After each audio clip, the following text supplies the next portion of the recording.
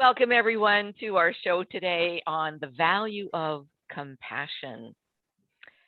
And I'd like to share a story on a topic that is very near to me, this whole notion of compassion.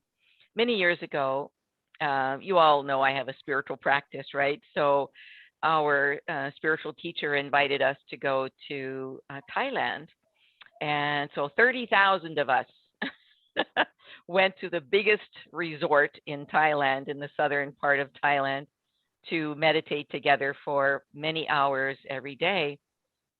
And because there were 30,000 of us, the master had to divide us into groups because she couldn't see all of us. There wasn't a room big enough for all 30,000 of us to go in. So she had she calls the Asian people cornflakes.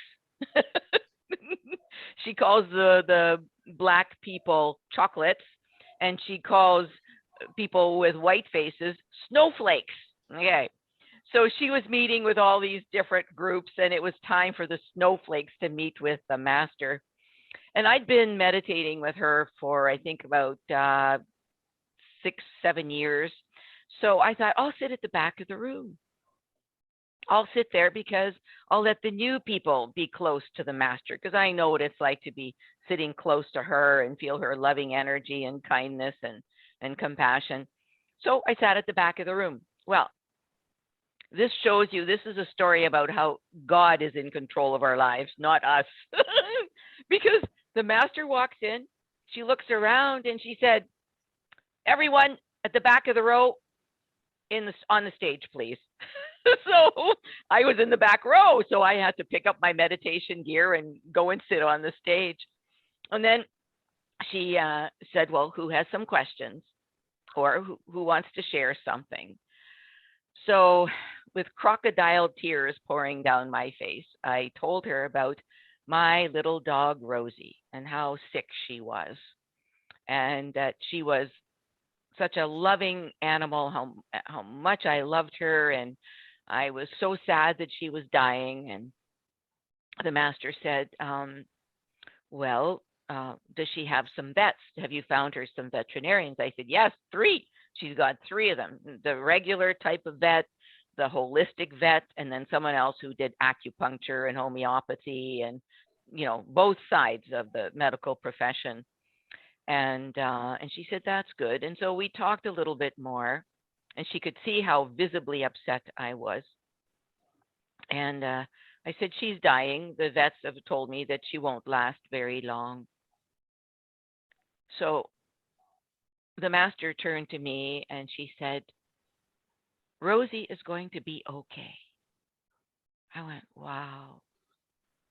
The vets are telling me she's dying, and the master is telling me she's going to be okay. So I went home. When I got home, we had to take Rosie to the vet, and they did some x-rays, and they said her heart is pushing against her trachea. She's having trouble breathing. So be prepared, any day now, she is going to die. But the master told me she was going to be okay. Well, do you know what, guys? Rosie lived for another 2.5 years. And the veterinarian said, we don't understand how she's living. I knew how she was living. Master power, a fully enlightened master, had given her blessing to this dog because she knew how much the dog meant to me. That, to me, is a story about compassion. Her compassion for people, her compassion for animals is so massive. And I'm just so grateful to this day that she blessed me and blessed my dog and let my dog live. Quite a story, huh? Yeah. Speechless. We're speechless, right? Yeah, there are people in this world like your master that just have such a capability to give and to bring compassion to other people.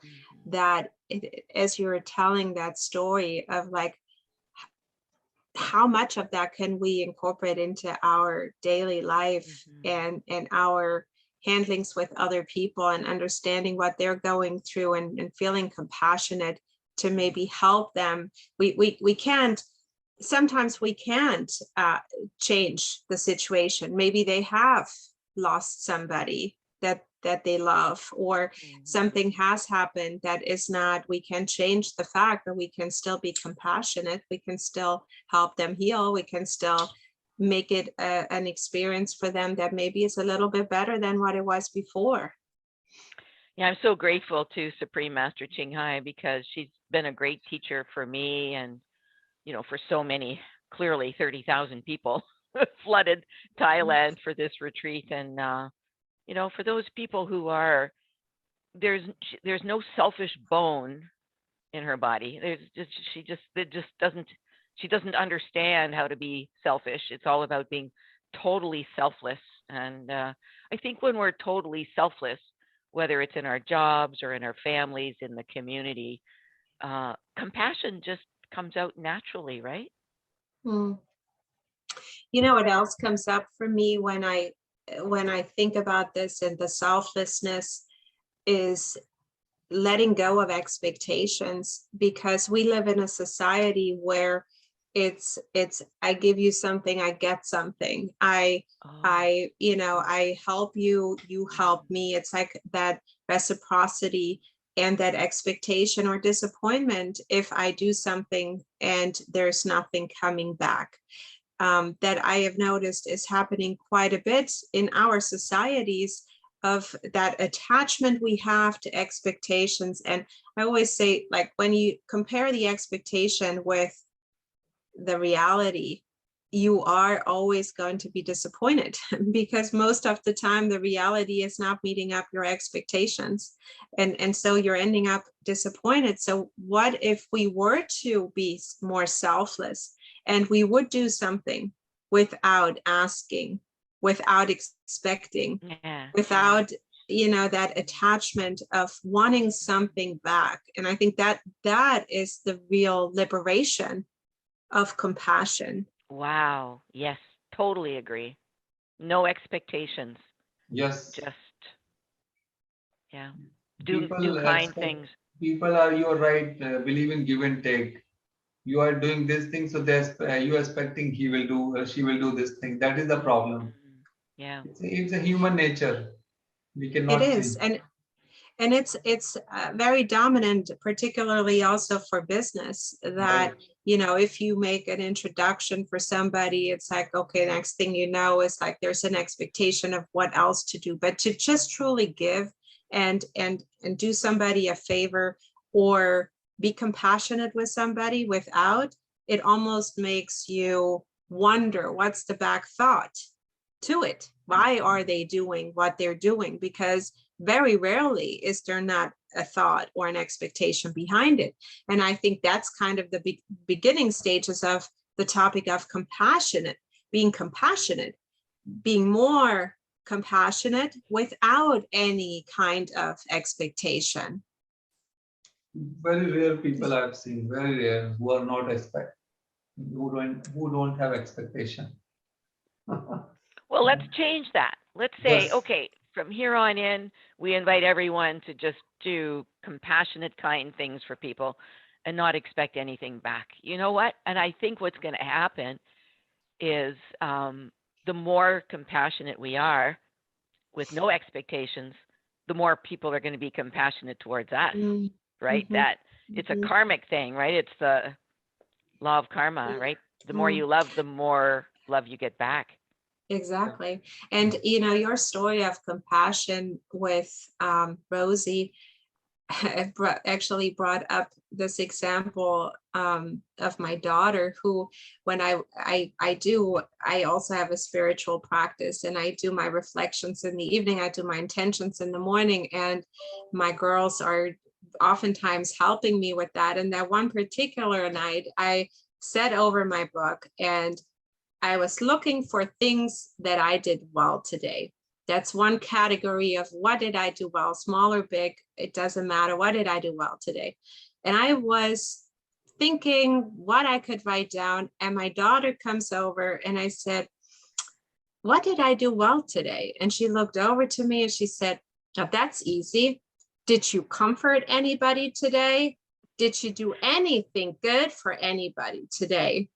And it got me stopped in my tracks, because I was like, wait a minute, you're right. Who did I comfort? Who did I help today? What did I do? Because I was thinking of things at that moment. What did I do well? What kind of accomplishments? What kind of successes? What kind of outer things did I do well today? But really, it's the compassion, it's the comfort, it's those values that really at the end of the day are so important, and that change the quality of our lives. And so that was a good reminder. And there are lots of stories around that. They're a big help when it comes to that. Children can teach us a lot. And she's only 9 or 10 years old, right? Yes, she's 10, but I my 9-year-old, my 8-year-old, they all have that. Even my 4-year-old has that capacity to stop me in my tracks and remind me of what's actually really important. And how about the story you were telling us about your children when you got a Christmas tree, and they wanted a Christmas tree for their bunny? Yes. That's compassion. Oh, they love Miss Mabel. She's our family bunny. And in fact, she's more of like a baby, because she lays in the arm and then she snuggles up and her eyes close. But it was a big deal because we got a Christmas tree and they wanted to make sure she has her own tree. And so we had to go out and we bought a little tree for Miss Mabel, so she could look at it when we were upstairs sleeping. She's downstairs in her hedge looking at her little tree. And it was, there was no negotiation. Let's just put it that way. No negotiation. That tree had to be bought. So I love to it. make Miss Mabel feel good.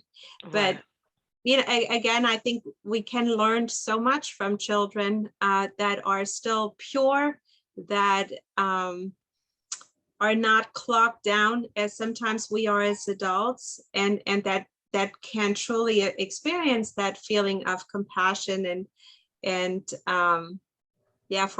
for me particularly, it's always inspiration, and it is a moment of pride to see that when I see them being compassionate to someone else. Like there were this one time at a store where this child was buying something at the school holiday store and was missing 70 cents because of tax. To put your own money out and help that child with that 70 something cents to be able to get that gift for her mom, for her dad, for her brother.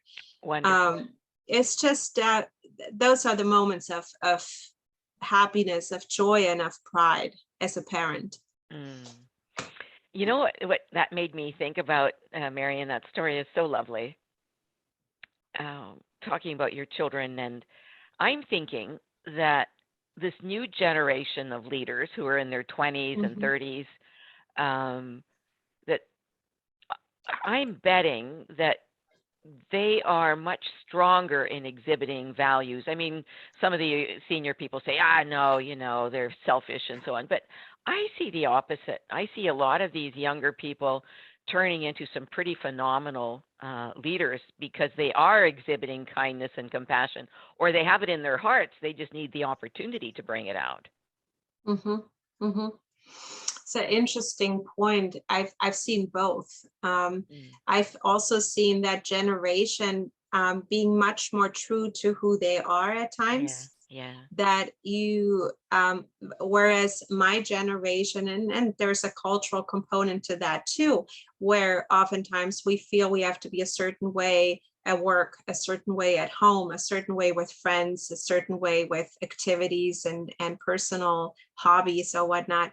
Whereas I am finding that younger generations are more themselves. They have no problem saying at work, oh, I'm not feeling well today, or expressing certain things that perhaps my generation wouldn't necessarily express at the job or at work.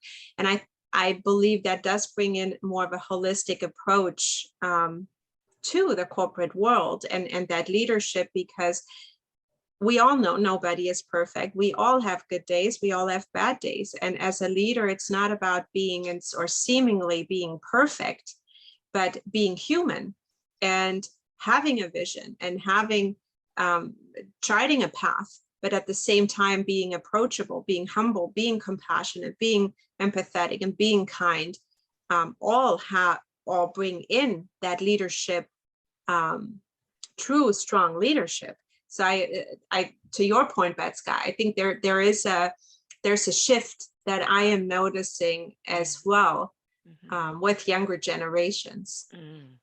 So you know what we could do is we could invite our viewers to type in the chat box some of their stories around how they exhibited compassion, or how someone else exhibited compassion, maybe someone on their team. We'd love to hear your stories. So thanks for being here with us today.